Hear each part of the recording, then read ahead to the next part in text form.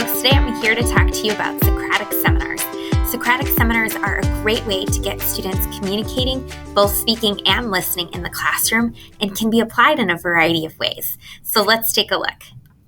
First, there are 4 elements of a Socratic Seminar. First is the text itself, which could be a piece of literature, it could be multiple articles, it could be a documentary or a video. The text is up to you. Questions. Students often craft the questions of a Socratic seminar, but they can be a combination of previously created questions and student-created questions as well. The speaker or speakers oftentimes are a small group of students, while others are participating either coaching or evaluating the conversation that's happening. And finally, the evaluators and the coaches are equal participants who are taking notes, listening, and giving critical feedback on the quality and the content of the discussion. So what are the roles of a Socratic seminar? I personally use 3 different roles, which is the speaker, the coach, and the evaluator. There's many ways to design your Socratic seminar, and it really can be based on your classroom needs, the content, and the class size as well. Speakers are the ones that are speaking in the fishbowl. They're actively engaged in the discussion process. Coaches can come up with additional questions, can be critically listening and taking notes, as well as supporting any of the speakers.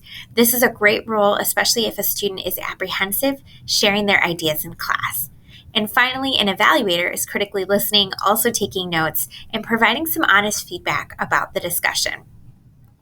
Now, there are 4 different ways or several different ways that you can adapt this strategy in your classroom.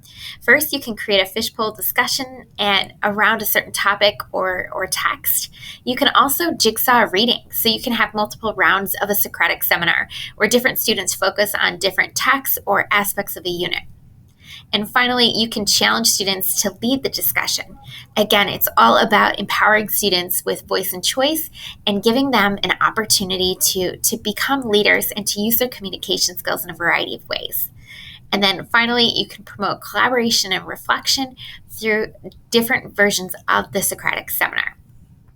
So there are many benefits, and again, it's all about empowering and activating student voice, reinforcing speaking ideas, and promoting that collaboration and discussion. You can pick a text, prepare the students, and challenge them to write questions, establish the different rules and expectations, hold the seminar, and then reflect on the end as well. So I have several different sheets that I've shared with you, and if you click on any of these images, they'll pop open to individual assignments that you can make a copy of and adapt for your use of a Socratic seminar. When it comes to the speaker itself, I love giving students a day or 2 to prepare their questions.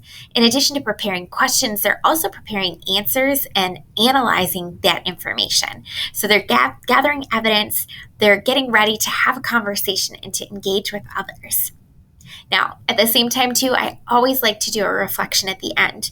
Being able to critically listen and to participate in an open discussion like this can be challenging for students.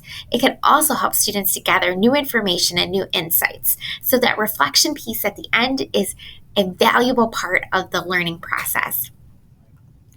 In addition, I've got my evaluator and my coach's handout, so 2 different roles that I like to use that are not necessarily the main speakers during the discussion.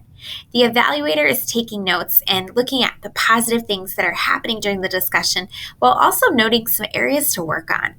The evaluator is looking for the main ideas and what are the takeaways from the experience. The coaching handout or the coach's handout allows students to support and directly advocate for their peers. And so by asking questions, again, looking for positives and negatives, and to give suggesting questions or guiding questions, then students can all work together to collaborate and to enhance a discussion. Now, there are several different links here. I particularly like the Crafting and Conducting a Successful Socratic Seminar from the NCTE. I also like the 5 steps to a successful Socratic seminar. So if you haven't done a seminar before but are really intrigued by the idea, those are 2 great places to start that will have additional resources. Scrolling back to this particular slide, I have a comprehensive packet that starts with this page here talking about what a seminar is, has all the different roles and handouts as well as rubrics, and that reflection piece at the end. So keep looking around and remember that a Socratic seminar can be short or can be very extensive. Students create the questions and they are the leaders of the discussion. So this is great for collaboration, listening, and speaking skills within your classroom. And again, we are working to empower students to use their voice and to create a really positive dialogue around a text or a critical idea. So play around with Socratic seminars and keep looking at all of these great tools and tips that we can all do to enhance the experience for our students in the classroom.